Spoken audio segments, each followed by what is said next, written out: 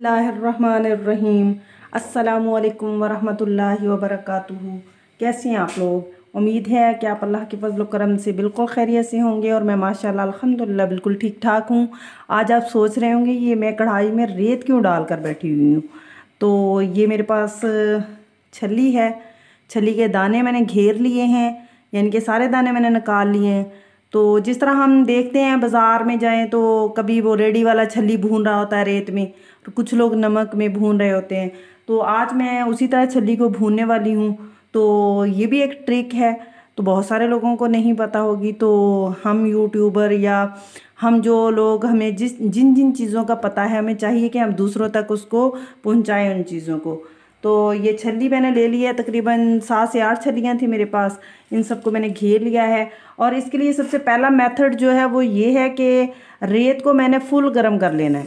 रेत आपकी ठंडी ना हो, यानी कि काफ़ी देर से मैंने रेत को ऊपर रखा हुआ है, तो ये फुल गर्म हो चुकी है। तो अब इसमें मैं ये दाने सारे डाल दूँगी। बिस्मिल्लाहिर्रहमानिर्रहीम।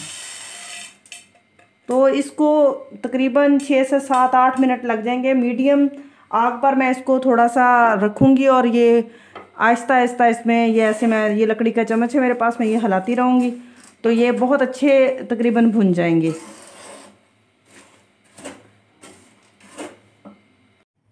ये देखें, छल्ली के दाने जो है वो बिल्कुल मेरे भुन चुके हैं। अब मैं इसको निकाल लूँगी। छल्ली को 2-3 तरीक़ों से भुना जाता है, यानी कि एक तो ये तरीका था कि हम इसको रेत में डाल लें और फिर भून लें। पहले दौर में वो जब हम छोटे होते थे तो चक में वो भट्टियाँ होती थी, तो औरतें उस पर दाने भुना करती थी। तो हम उनके पास दाने चनों के हो गए, छल्ली के हो गए, इस तरह ले जाया करते थे। तो वो हमें भून दिया करती थी, तो हम खाते थे बड़े शौक़ से। तो अब वो सिस्टम नहीं रहा, देहात में भी नहीं रहा, गांव में भी, क्योंकि हम चक से रिलेट करते हैं। तो फिर इस तरह ये तरीकाकार है। इसको अगर छल्ली आपके घर में मौजूद हो तो आपको उसको भूनना पड़े तो इस तरह भून सकते हैं आप। एक तरीका तो इसका ये था कि आप इसको रेत में भून लें। दूसरा तरीका इसका ये है कि अगर आपके पास छल्ली जो है उसको दाने आपने घेर लिए, उसको तवे पर रखें और हल्की सी आग पर तवे को गर्म करके उसको भून लें। तवे पर भी भुन जाते हैं। और तीसरा तरीका इसका ये है कि पठान लोग जो है वो छल्ली को नमक में भूनते हैं। तो ये तीनों तरीके आपके लिए ठीक है। आप अदरवाइज़ जो भी इस्तेमाल करें और जैसा भी हो आप उसको भून सकते हैं।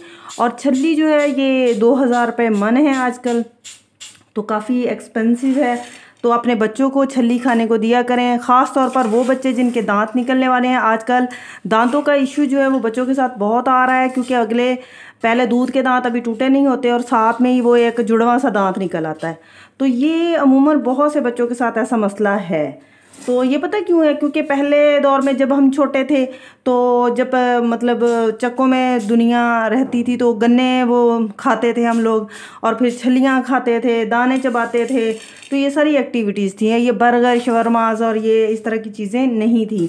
तो बच्चों के दांत इजीली, और वो खुराक भी अच्छी थी। ज़ाहिर सी बात है, ना चाहते भी हम लोग जो थे वो दूध, लस्सी और दही और मक्खन, ये तो हम लाजमी सुबह को नाश्ता जो होता था वो इन सारी चीज़ों से ही होता था।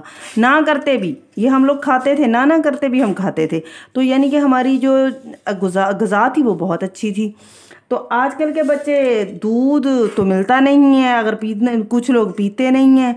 फिर मक्खन तो नाम का ही नहीं है, बाज़ार से जो मिलेगा वो बिल्कुल अच्छा नहीं होगा। और फिर लस्सी भी नाम की नहीं मिलती है, कुछ लोग बनाते हैं घरों में दही के साथ, उस तरह की नहीं होती है। तो आप लोग कोशिश करें कि अपने बच्चों को, बिस्मिल्लाहिर्रहमानिर्रहीम, ये मेरे पास और हैं जो मैं सारे ही भून लूँगी अब। बिस्मिल्लाहिर्रहमानिर्रहीम। तो अपने बच्चों को छल्ली ज़रूर खाने को दें, ठीक है, क्योंकि छल्ली जो है वो एक बेहतरीन आपके दांतों की वर्जिश हो जाती है। और गन्ना जो है वो ज़रूर खाने को दें बच्चे को, और छल्ली ज़रूर खाने को दें, क्योंकि उनके दांतों की वर्जिश होती है तो फिर दांत जो है इजीली निकल जाते हैं। ये मेरे बेटे के दांतों का मसला हो गया तो मैं डॉक्टर के पास गई, तो उन्होंने कहा कि आप इसको गन्ना चबाया करें, इनके गन्ना दिया करें, ये चूसा करें उसको, और उसके साथ इसके दांतों की वर्जिश हो जाएगी और इसके दूध के दांत हैं ये जल्दी से निकल जाएंगे। तो फिर मैं उसको आकर छल्ली भी लेकर देती थी, दाने भी लेकर देती थी। ये जो चनों के दाने होते हैं ये चने लेकर देती थी खाने को, तो फिर इस तरह उसके सारे दांत निकल गए।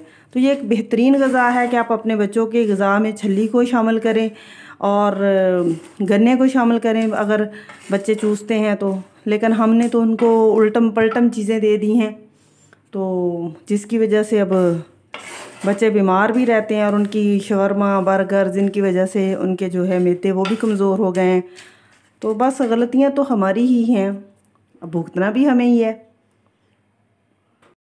ये देखें माशाल्लाह अल्हम्दुलिल्लाह, ये आपके सामने छन्नी बिल्कुल अच्छे तरीके से बुन चुकी है। आप मेरे चैनल को सब्सक्राइब करें, लाइक करें, शेयर करें। और एक और तरीका है जो छल्ली को बॉयल करके खाते हैं, यानी कि बॉयल हुई हुई छल्ली हमें बाज़ार से मिलती है, वो कैसे करते हैं वो भी आपके साथ तरीकाकार शेयर कर देती हूँ। यानी कि हम उस छल्ली को एक आधे घंटे में नहीं बॉयल कर सकते, क्योंकि छल्ली के दाने हमेशा सख्त होते हैं, तो वो नहीं बॉयल होते। ना हम कुकर में भी नहीं कर सकते इसको सही से। इसका तरीकाकार ये है कि हम छलियों को किसी कच्चे बर्तन में, किसी मिट्टी के बर्तन में या फिर किसी बड़े देगचे या पतीले में रात को खुला पानी डालकर, इसको छलियों को उसके अंदर डालकर, उसमें नमक थोड़ा सा डालकर हम उसको ढक देंगे। बिल्कुल अच्छे तरीके से ढक कर उसको हल्की सी धीमी सी आंच पर हम उसको छोड़ देंगे, तो वो रात सारी पकती रहेंगी छलियाँ। ये जो बाज़ार में छलियाँ बेचते हैं ये इसी तरह इसको बॉयल करते हैं, तो वो रात सारी पड़ी रहेंगी दम पर, तो सुबह को इंशाल्लाह ताला वो बहुत अच्छी सी गली हुई होंगी और वो जो खिल सी बन जाती है ना छल्ली की, वो भी उसकी बनी हुई होगी। तो उम्मीद है कि आपको मेरी इन ट्रिक्स से ज़रूर फ़ायदा होगा। जो भी मेरी वीडियो को देखे वो लाइक करे, इससे हमारी हौसला अफजाई होती है। तो अल्लाह ताला आपको आपके घरों में खुश रखे, आबाद रखे। अल्लाह ताला आपको और मुझे खुशू और खुजू से 5 वक्त की नमाज की तौफीक अता फ़रमाए। अल्लाह ताला आपको और मुझे ईमान की ज़िंदगी और ईमान की मौत नसीब करे, आमीन सुम्मा आमीन। इसी के साथ मुझे दे इजाज़त, मिलते हैं अगली वीडियो में। अल्लाह हाफिज़।